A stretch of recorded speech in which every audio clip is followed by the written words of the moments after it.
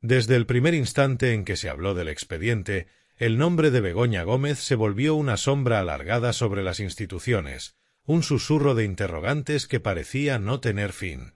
Era primavera de 2024 cuando el magistrado del Juzgado de Instrucción 41 de Madrid, Juan Carlos Peinado, aceptó la denuncia de un sindicato contra ella, el inicio de lo que más tarde se conocería como el llamado caso Begoña Gómez. El País +3 RTVE +3 El País +3. La acusación señalaba presuntos delitos graves: tráfico de influencias, corrupción en los negocios, apropiación indebida, intrusismo profesional e incluso malversación de fondos públicos, todos girando alrededor de su figura como esposa del presidente del gobierno, Pedro Sánchez, y de su actividad profesional, docente, en la Universidad Complutense de Madrid, UCM, en una cátedra que ella codirigía. La Voz de Galicia +3 El País +3 Wikipedia +3. Se trataba de una materia difícil de encajar, una mujer vinculada al poder, un trasfondo académico profesional aparentemente legítimo y una acusación que brotaba de denuncias de organizaciones críticas con el sistema político, con escasa transparencia y un aroma de rumor que no tardó en extenderse por los medios. RTVE +2 Wikipedia +2. Los primeros pasos de la instrucción resultaron ya por sí mismos una señal de los tiempos. El juez Peinado admitió diversas investigaciones, algunas de ellas sin que existieran claramente los hechos concretos, según la Fiscalía, que advertía de una incertidumbre y una deriva procesal en la manera en que se estaba planteando el caso. El País +1. Se pidió al tribunal que investigara, por ejemplo, si la contratación de una asistente personal por parte de Gómez, en su condición de consorte del presidente, se hizo con uso de medios públicos para fines privados, o si sus vínculos académicos, profesionales y empresariales daban lugar a un favorecimiento indebido de terceros. El País +1. La figura de la Cátedra de Transformación Social Competitiva de la UCM comenzó a ocupar titulares. Gómez codirigía este proyecto académico aplicado allí. Se preguntó si la cátedra había sido un vehículo para captar patrocinio empresarial, por parte, por ejemplo, de grandes compañías como Telefónica, Indra o Google LLC, e incluso si se había desarrollado un software que la universidad creó gratuitamente pero que luego pudo ser objeto de apropiación o explotación privada. RTVE +1. Pero también emergieron datos que contrastaban con la impresión de riqueza o beneficio indebido. Se supo que Gómez desde su actividad académica había recibido cantidades modestas, según la UCM, y que sus cuentas bancarias presentaban saldos muy pequeños. El País. Mientras tanto, la instrucción se extendía. El juez citaba documentos, correos electrónicos, compañías, patrocinadores. Algunos testigos negaban todo tipo de tráfico de influencias o vínculo directo con unos contratos. La UCO de la Guardia Civil participaba en la investigación. El País +1. El gobierno defendía que no había irregularidad alguna, en especial cuando se le preguntaba por los correos electrónicos de la asistente de Gómez. Se sostenía que esos correos eran meramente administrativos, sin aparición del nombre del presidente ni del cargo, y que el asunto no era nada extraordinario en cuanto a que las esposas de mandatarios tuvieran personal de apoyo. El País +1. Sin embargo, la sombra del escrutinio público crecía. ¿Era todo esto simplemente legítimo ejercicio de actividad profesional y académica, o existía un uso del poder político y mediático para obtener un beneficio privado? Esa línea tan fina entre lo legal y lo éticamente dudoso se volvía frágil. Una de las piezas del rompecabezas era la denuncia del sindicato Manos Limpias, que abrió la caja de los truenos. Fue el 16 de abril de 2024 cuando se admitió a trámite la denuncia que desencadenó la instrucción. RTVE +1. Pero pronto se cuestionaron los orígenes de la denuncia, si se basaba en noticias de prensa, si se trataba de una acusación construida sobre conjeturas, si había una finalidad política detrás. Y la Fiscalía lo expresó con claridad. El objeto fáctico no estaba bien delimitado. Las resoluciones judiciales que marcan los hechos y su concreción brillaban por su ausencia. El País +1. Entonces apareció otra dimensión, la intervención de la Fiscalía Europea, EPO, en parte del caso, lo que generó aún más preguntas sobre el grado de implicación de fondos europeos, la competencia jurisdiccional, la lentitud, la transparencia o su falta. Artículo 14. En ese contexto, algunos testigos de la investigación fueron citados, suspendidos, modificados. La Audiencia Provincial de Madrid intervino en varios autos para restringir el alcance de la investigación del juez Peinado, señalando que no todo era legítimo, que el derecho a la defensa debía respetarse, que la obtención de pruebas tenía límites, que no todo lo que aspira a la investigación es legalmente viable. El País. En el otoño de 2025, la instrucción se prolongó. El juez decidió ampliar el plazo de investigación hasta abril de 2026, reconociendo que quedaban diligencias pendientes, correos electrónicos, informes de la Guardia Civil, documentos de la UCM, etc. Por entonces ya había nuevos autos. El 18 de agosto de 2025, el juez imputó a Begoña Gómez y a su asesora de la Moncloa, Cristina Álvarez, por un presunto delito de malversación vinculado a la contratación de Álvarez para tareas privadas en la cátedra que codirigía Gómez. Wikipedia +1.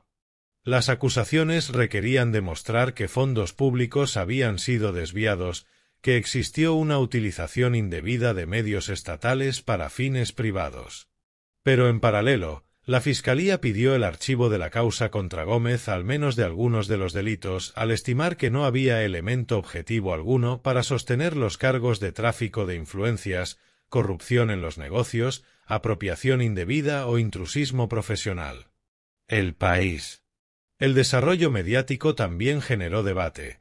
Algunos medios criticaron al juez por oscurantismo o por actuaciones que rozaban los límites del marco procesal normalizado. La audiencia revocó algunas imputaciones conexas como las del rector de la UCM o del exconsejero del PP de Madrid por no estar suficientemente fundadas en el objeto de la instrucción. El HuffPost. Al mismo tiempo, el hecho de que Gómez se dedicara a su labor académica, a dirigir másters, a participar en la vida profesional de la universidad, fue visto por parte de sus defensores como legítima actuación. Ellos argumentan que su actividad docente y de dirección académica no tenía por qué estar viciada, que incluso su remuneración fue modesta, que no hay indicios de que haya obtenido beneficios extraordinarios. La UCM certificó que Gómez cobraba cifras que oscilaban entre los 2.983 euros brutos en el curso 2012 a 13 hasta 14.962 euros brutos en el curso 2021 a 22. El País. Todas estas piezas forjaban un escenario complejo.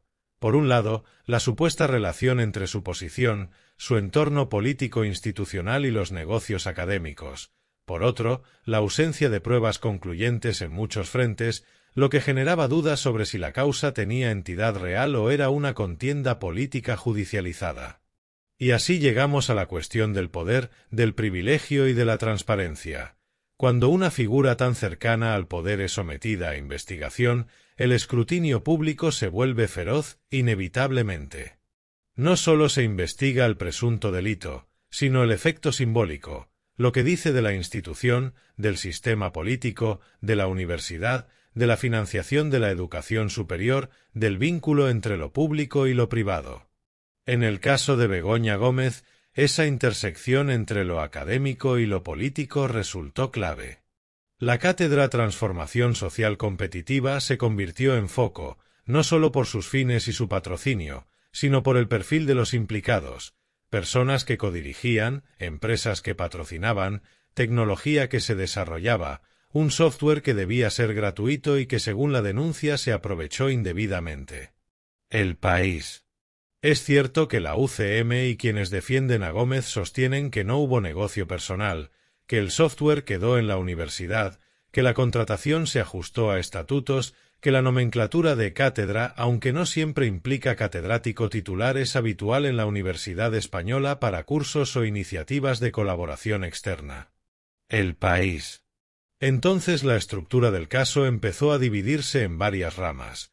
Los contratos públicos adjudicados por la entidad estatal Red.es que podrían haber estado vinculados a la ventaja de un empresario amigo de Gómez, la contratación de la asistente de Moncloa para tareas privadas, el software desarrollado, la marca registrada por la cátedra, los vínculos con empresas participantes, la financiación recibida. Pero cada una de esas ramificaciones planteaba dificultades probatorias. No había siempre constancia de soborno, de contraprestación concreta, de beneficio privado patente. Se generaron, por tanto, tensiones procesales, cuando una colaboración académica y una participación institucional toca la línea de lo indebido. ¿Cuánto de conflicto de interés hay en una esposa de un presidente que desarrolla su actividad profesional y mantiene vínculos empresariales? ¿Y cómo se prueba eso cuando el sistema universitario y el sistema de patrocinio aceptan figuras como la de cátedra extraordinaria o máster colaborativo? La defensa de Gómez rehusó declarar en ocasiones, alegando que el objeto de la instrucción no estaba suficientemente claro. Por ejemplo, en julio de 2025 la defensa señaló que no declararía porque no se habían articulado los hechos que se le imputan con claridad. El Español. La opinión pública miraba el caso con una mezcla de escepticismo e indignación. Por un lado, la sospecha de que existía un trato de favor al círculo del poder. Por otro lado, el cansancio ante investigaciones que permanecían abiertas largos periodos sin resolverse, sin claridad, que dejaban una sensación de indefensión y de procedimiento alargado. La Fiscalía lo reconoció. El proceso presentaba una deriva procesal que complicaba entender qué se investigaba exactamente. El País +1. Hacia el final del verano de 2025 se registraron nuevos hitos. La petición del magistrado al Tribunal Supremo de España para imputar al ministro de la Presidencia, Justicia y Relaciones con las Cortes, Félix Bolaños, por su papel en el nombramiento de la asistente de Gómez, aunque el Supremo archivó esa vía al no apreciar indicios suficientes. Euronews +1. Finalmente, el gobierno expresaba que el tiempo pone a cada uno en su sitio y que los correos electrónicos, según su versión, demostraban que aquí no hay nada. El País. Pero el caso aún no está cerrado. Como mencioné antes, la instrucción continúa con plazos ampliados, diligencias pendientes, correos por analizar, patrocinadores por investigar. La duda permanece. ¿Saldrá el caso con un archivo definitivo, con sobreseimiento o con un juicio claro que ponga nombres, cargos, responsabilidades y consecuencias? Y entonces, volviendo al fondo, surge la pregunta que subyace en toda la historia. ¿Qué significa para la institución universitaria, para la actividad profesional de una persona vinculada al poder, para la transparencia democrática, que una figura tan cercana al presidente sea investigada por delitos que tienen que ver con la utilización de lo público para lo privado? ¿Y qué dice de nosotros como sociedad que ese caso tarde tanto, tenga tantos frentes abiertos, tantas dudas, tantos recovecos? Para Eva, que está acostumbrada a analizar con paso tranquilo y a valorar lo tradicional, a mí me trae a la mente los viejos códigos de honor profesional, la idea de que quien ingresa en la universidad lo hace para servir, que los recursos públicos se administran con celo, que el poder político y el mundo académico pueden convivir pero siempre con una frontera clara. Y ese era, en esencia, el conflicto en este caso, si esa frontera existía y si se respetaba. Por eso el caso de Begoña Gómez es más que un mero expediente judicial.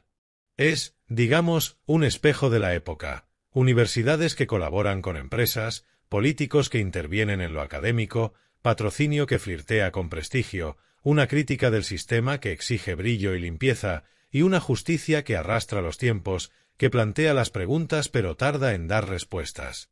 Mientras tanto, la vida sigue, la mujer del presidente sigue con su labor profesional, las clases pueden continuar, los patrocinios seguir funcionando, las universidades seguir colaborando. Pero el imaginario colectivo ya tiene otro elemento, la sospecha, la duda, el inevitable y sí. Y cuando la duda se instala, el prestigio se agrieta. Al final, quizá lo más importante no sea tanto cuál sea la resolución del caso, sino qué lección dejamos. ¿Será que la actividad académica institucional no es compatible con el vínculo político? ¿O será que el sistema debe ajustarse para que esas personas, por su posición, su entorno, sus vínculos, tengan aún más transparencia, aún más controles? Y lo que más me importa, que nosotros, ciudadanos de a pie, sepamos que el pasado nos enseña que la vigilancia ciudadana, la claridad, el cumplimiento del deber, todo eso importa. La cátedra de la UCM, el software gratuito, los contratos de Red.es, la empresa del empresario amigo, el patrocinio, los correos desde una cuenta Gmail, la asistente de Moncloa, la convocatoria al juzgado, todos esos elementos forman un mosaico. Pero el mosaico aún no se ha completado. Podrá quedar en archivo, podrá llegar a juicio, podrá cerrarse con una resolución que diga que no hubo nada o bien que alguien pague. Pero el curso del proceso ya ha dejado huella. Y sin embargo, mientras las páginas del sumario se iban acumulando en el despacho del juez Peinado, el clima político en España se caldeaba. No era un caso cualquiera. Era la esposa del presidente del gobierno, la mujer que dormía junto al poder, la que estaba bajo la lupa de la justicia y de la opinión pública. Y eso, por mucho que se quisiera mantener una apariencia de normalidad, pesaba como una losa sobre el Ejecutivo. Los debates en el Congreso empezaron a llenarse de alusiones, de ataques velados y de defensas acaloradas. Los portavoces de la oposición hablaban del caso Begoña Gómez como el símbolo de una supuesta corrupción moral del gobierno, mientras los defensores del presidente lo calificaban de montaje político y de caza de brujas orquestada por sectores conservadores y mediáticos. Los noticiarios abrían cada día con alguna novedad, una filtración, una citación judicial, un comentario de un ministro, una declaración de un testigo. La prensa se dividía, como casi siempre ocurre en España. Unos pedían respeto por la presunción de inocencia, otros clamaban que se investigara hasta el último rincón. En las tertulias, los analistas hablaban de lawfare, de guerra judicial, de cómo la justicia podía ser utilizada como arma política. Era un debate que ya se había escuchado antes, pero que con el caso de Begoña Gómez adquiría un cariz mucho más delicado, porque tocaba directamente al núcleo del poder. Mientras tanto, ella guardaba silencio. Pocas veces habló ante los medios, y cuando lo hizo fue con un tono sereno, calculado, asegurando que confiaba plenamente en la justicia y que no tenía nada que ocultar. Pero su silencio era interpretado de distintas formas. Para unos, signo de dignidad, para otros, prueba de que algo no encajaba. En el fondo, el juicio público ya estaba en marcha mucho antes de que el judicial diera pasos firmes. Pedro Sánchez, por su parte, adoptó una posición compleja. Se mostró como un marido que defendía a su esposa, pero también como presidente que debía respetar la independencia judicial. En una comparecencia muy recordada, declaró que estaba harto de la calumnia y del fango, y que España necesitaba una política limpia, no una política de destrucción personal. Pero esas palabras no calmaron las aguas. Los críticos le reprochaban que utilizara su cargo para defender asuntos personales. Los suyos le pedían que no cediera ni un milímetro ante los ataques. Era una cuerda floja, y cada paso podía tener consecuencias políticas imprevisibles. En las calles, el caso también se discutía. Había quien lo veía como la demostración de que nadie está por encima de la ley, y quien lo consideraba una maniobra mediática para desgastar al gobierno. En las cafeterías, en los taxis, en las sobremesas familiares, el nombre de Begoña Gómez se había vuelto tan común como el del propio presidente. Era la conversación del momento. Mientras tanto, el juez Peinado seguía su curso. Los informes llegaban a su mesa. Peritajes informáticos sobre los correos electrónicos, declaraciones de técnicos universitarios, balances contables, testimonios de funcionarios. Algunos aportaban datos, otros solo aumentaban la confusión. Cada nuevo documento parecía abrir más preguntas que respuestas. La audiencia provincial revisaba algunas decisiones del juez, y en más de una ocasión le daba un tirón de orejas por excederse en sus pesquisas o por mantener abiertas líneas de investigación demasiado vagas. Pero él seguía adelante, convencido de que había materia suficiente para no archivar el caso todavía. Los abogados defensores insistían en que la instrucción se había convertido en una caza política. Alegaban que los denunciantes originales habían reconocido basar sus acusaciones en recortes de prensa y no en hechos probados. Recordaban que, en un Estado de Derecho, eso no debía ser suficiente para arrastrar el nombre de una persona durante años. Y en parte, tenían razón. Pero el eco mediático era tan grande que, aunque mañana se archivara todo, el daño a la reputación ya estaba hecho. El entorno académico también vivía con nerviosismo la situación. Profesores de la Universidad Complutense evitaban pronunciarse abiertamente, pero en los pasillos se comentaba que el caso estaba dañando la imagen de la institución. Algunos defendían la independencia de la cátedra dirigida por Gómez, asegurando que los convenios y patrocinios eran habituales y transparentes. Otros, más críticos, creían que se había jugado demasiado con los límites, que era imprudente dirigir proyectos empresariales estando tan próxima al gobierno. Las universidades públicas, en definitiva, quedaban en una posición incómoda, atrapadas entre la necesidad de financiarse con apoyo privado y el riesgo de ser vistas como nidos de influencias. Con el paso de los meses, la investigación empezó a mostrar su verdadero rostro, un laberinto administrativo y judicial en el que se mezclaban informes contradictorios, testimonios ambiguos y un sinfín de papeles. Los titulares seguían saliendo, pero cada vez con menos fuerza. La gente comenzaba a cansarse.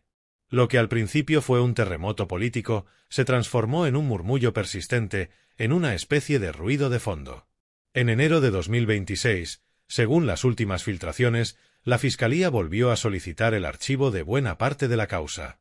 Argumentaba que, tras meses de investigación, no se había encontrado rastro de delito. Las relaciones profesionales de Gómez con empresarios o fundaciones estaban documentadas, sí, pero no había pruebas de que se tradujeran en ventajas económicas o favores indebidos. Todo apuntaba a que la cátedra universitaria había funcionado dentro de los márgenes legales, aunque quizá con una torpeza política evidente. El juez, sin embargo, no cedía. Mantuvo el caso abierto y pidió más tiempo para completar algunas diligencias. Quería comprobar si los correos electrónicos de la asistente de Moncloa podían considerarse prueba de malversación. La cuestión era técnica, pero de enorme relevancia. Si esos correos demostraban que se usaron recursos del Estado para un fin privado, la imputación cobraría fuerza. Si no, el caso se desplomaría como un castillo de naipes. Mientras tanto, el clima político empeoraba.